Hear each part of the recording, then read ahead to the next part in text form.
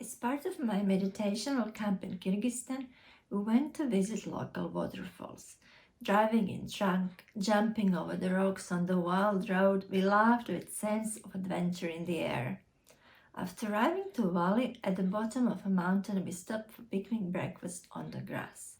Suddenly, I could hear very strong resounding, and I stood up to see what is happening. Soon enough, some mile away, I could see a herd of some 100 running horses. Many hoofs jumped the earth, throwing the dust into synchronized movements, the black shining manes flapping on the winds of gallop. So tall, slim, muscled, and powerful these wild horses were, running as one body, so acutely attuned to these surroundings, being part of the harmony of the place.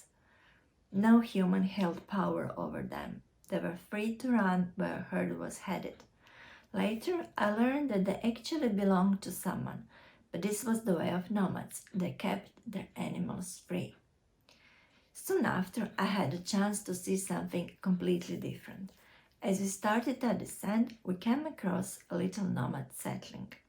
There were few yurtas around, barefoot children running, few wrinkled women eyeing us curiously, chickens undisturbed picking on the grass, and smell of cooking food over the outside hearth. Nearby on the branches of the broken tree sat a boy.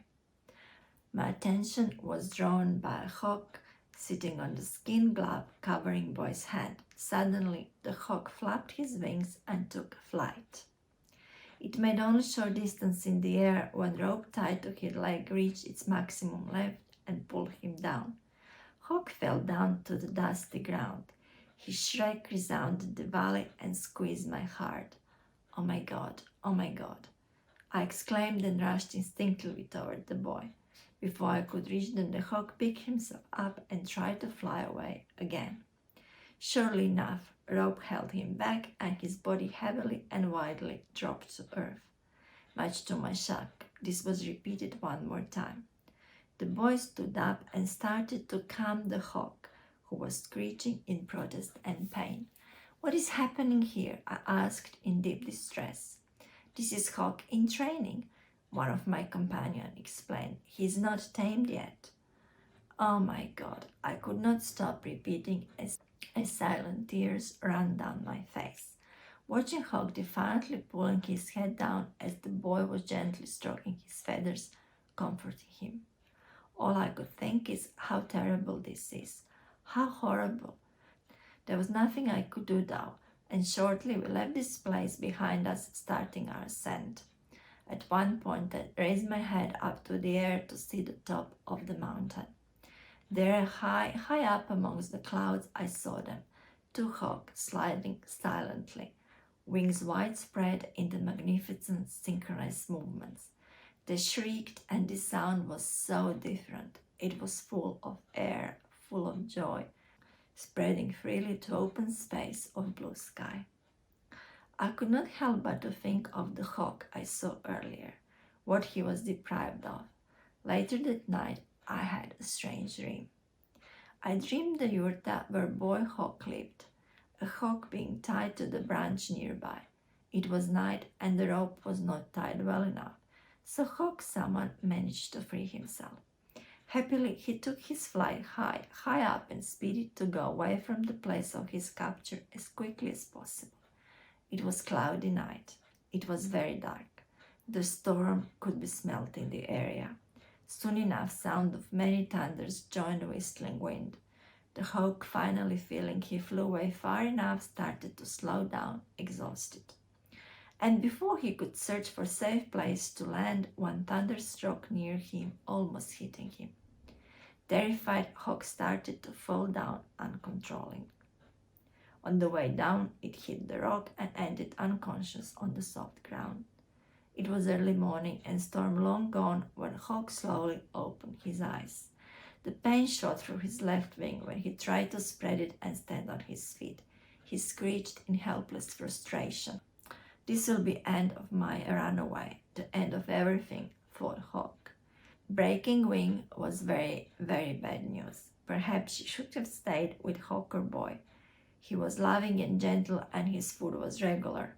Few hours passed. Hawk was thirsty, in pain and despair, unable to move much. He thought about his life before he was caught by hawkers.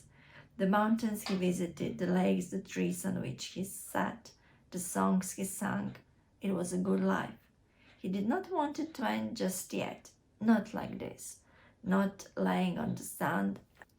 Not at the beginning of his newly found freedom. But the wing would not move. There was much pain, and after a while Hawk was too exhausted to stay conscious, and his head finally dropped to sand. Nearby was passing an old man, beggar by the look, long grey dress mingling with his white beard as he walked supported by the wooden stick. He seemed as looking for something when he spotted Hawk. Immediately he hurried towards him, kneeled down, and carefully examined his damaged wing. Little by little, whether by his skill or magic, wing was put back on his place, and he started to stroke Hawk gently. As Hawk was coming back, he thought, he is back with the boy. Part of him was glad for it. Part of him liked that boy and was willing to earn his smile, bringing him back his catch. The other part was resigning. He lost his freedom yet again. But then these hands were different. They were too big. And look, he could move his wings, both of them. So Hawk jumped and turned to bite Old Man. The old man was, though not some beggar, he was a natural wizard. As he picked his hand and turned it toward Hawk, he was stopped in his tracks. Not so quick, my little friend, not so quick. Who do you think healed you? The words resounded in Hawk's head, and he looked surprised, the wizard. This old man knew silent language of birds. So he nodded with his head apologetically. I am sorry, I do not wish to be tied again. Thank you for healing me, thank you. But I think I would be rather left here to die than being caught again. I have no intention of tying you. You are free to go as you like, answered old wizard. He did not need to repeat. Hawk took a small step away, spread his wing, and flew away. Thank you again, he screeched, and that moment he did not think of anything else but going back to his home mountain. As he looked around, though, he could not recognize surrounding. It was as if he was transferred to some different world, so he flew and flew, but to no avail. He was lost. Perhaps he could go back to sandy shores of the lake where he met a wizard and ask him for the way back. Sooner than he could think that he was already eyeing the shores. Strangely enough, it seems he was flying in circles. Wizard was still there, building a small fire near a big stone shaped as a little natural hat. Oh, hello, sounded Wizard, this time loud. Back so soon? Hawk landed on the top of the stone. Well, it seems I'm lost, admitted Hawk, a little bit ashamed. Wizard responded. To be lost, you need to have a destination in mind. Where you headed? I wanted to go back to mountains where I was hatched. Although when I was taken away from there, I had a rug put over my head, so I'm not really sure what was the way to Hawker's house. Also, when I ran away from Hawker's house, it was night of big storm. It was dark, and I do not recall how exactly I got here.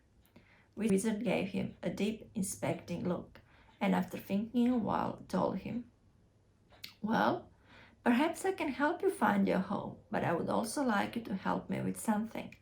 Also, I'm not sure if I should trust you. The last time I helped you, you just left without even asking if you owe me anything. It's not that I would want anything from you, but you did not even ask. And that is kind of selfish. Selfish? I do not like so much. I'm sorry. I was trying to be free again for so long. So when I had my chance, I took it. I will do anything you ask me. Anything at all. Just say. Well, on the night you were almost hit by thunder, I was climbing Mighty Mountain, and I saw you falling down. It was a long drop, and me walking with my stick slowly. You could imagine it took me a long time to get down and find you here. I could not just leave you. But you see, I was not on Mighty Mountain by accident. I was looking for something. It is on the very top of the mountain, and it is hidden. I think you can help me find it. What is it? Asked Hawk. Oh well, smiled Wizard. That is a part of the problem. I cannot tell you what it is. I can just tell you how to get to it, and when you find it, you will know. Hawk was very doubtful about this whole thing. He did not like that mighty mountain in the first place, and then to go and look for something that he did not even know what it is. Well, it sounded hardly sound. Maybe old man lost his wits. But then again, he did come back to help him, so at least he could do is to give it a try. Okay, old man, said Hawk. I will go where you send me, and I will do what you ask of me. If I find whatever it is you want me to find, I will bring it back. As they made an agreement, Old Man pointed him away to the top of a mighty mountain hidden beneath the clouds. With no moment to lose, Hawk left, catching swift wind to sail him off and up to the air. It was very long ascent, and he had to pass the ring of clouds in which he could not see anything at all. So he let his eyes lie softly on the misty air of the clouds and flew on pure feeling of his direction. It was invigorating. He almost forgotten this knowing of his whole body where his destination is, although his eyes could not see it. And soon enough he was out of this, and above there it was, majestic top of the mighty mountain. As he approached and circled it, he could see the top was actually very wide and straight. Completely invisible from below, in the middle of it ran a stream, turning into waterfalls, falling down to the very center of the mighty mountain. Hawk was inspecting it from the air. The hole was following the water, and it seemed bottomless, except for the distant sound of water hitting against the rock. It looked very scary, and Hawk was a bird, not a fish. But sure enough, he knew with certainty that if something was hidden there, it would have been down that hole. He circled a few more times, considering whether any of this had any sense. At the end, he did not even know what he is looking for. On the other hand, the old man had shown great kindness to him. Old man had only 3 legs, one of which was wooden, and he had wings. With precision his kind has, he dived into chasm, flew by waterfalls, thousands dropped, showering his body. Suddenly all was dark.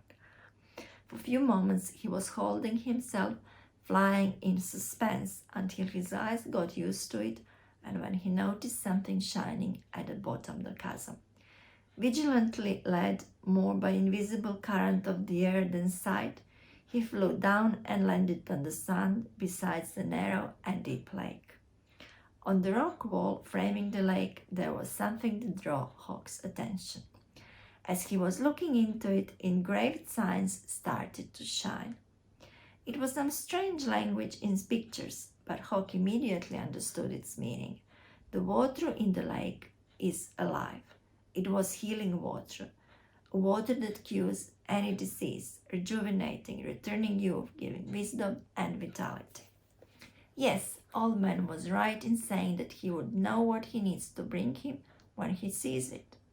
Hawk took a sip of water into his beak and gingerly flew up and then down the mountain. Soon enough he found himself amidst the clouds and guided by his inside compass on the way back to the old man. This time trip was much shorter and easier, carried on the wings of wind. He found an old man exactly where he left him, sitting by the fire and warming his hands over it.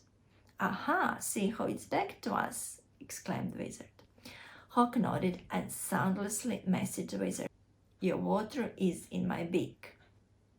Wizard answered, "Well done," and pulled out a little cup out of his pocket. Hawk jumped on his hand and dropped the water into the cup. The wizard placed cup with respect on the rock beside him. "Tell me, how did you find the top of Mighty Mountain? How was it flying through the clouds?" "It was simple," answered Hawk. "My body flew by the wind, and I knew where to go as if I had an internal guide." Wizard smiled to these words. "Are you going to tell me now how to get back to my home mountain?" Wizard gave him a cup and said, "Drink this." "No," replied Hawk. "I brought this to you. Plus, how do I know this will help?" "Well, you don't know until you try it, do you?" So Hawk allowed Wizard to place few drops of the water in his open beak. The water was soft and tasty. Hawk closed his eyes. At first nothing was happening, and then it was as if his water brought him back his memories. He knew this taste. He tasted these waters before. As if mist started to shift in his head, he remembered. Mighty Mountain was his native mountain. That is why his body found its way through clouds so easy. He was at home. He opened his eyes to thank Old Man. No one was there. Not Old Man, not fire, no cup. Hawk was shocked. How is this possible? Has the old man drunk the rest of the water and disappeared into nothing? Or was all of this just a dream? With that thought, he heard a laughter in his head, an old man's voice. What are you waiting for? Don't you want to return to mountain? Did you think I sent you all the way to the top for myself? I sent you to win over your fear, to fly freely again. There are worse things than being imprisoned. It is a prison of your mind, your fears and doubts. I sent you to remember who you are. I knew you would not go for yourself, so I asked you to go for me. Thank you for the water. That is my daily drink. At that point, Hawk knew the old man was not an old man at all. He remembered stories his mother told him when he was just a chick. Legends of a guardian of mountains, waters, and hawks. And he knew he met his.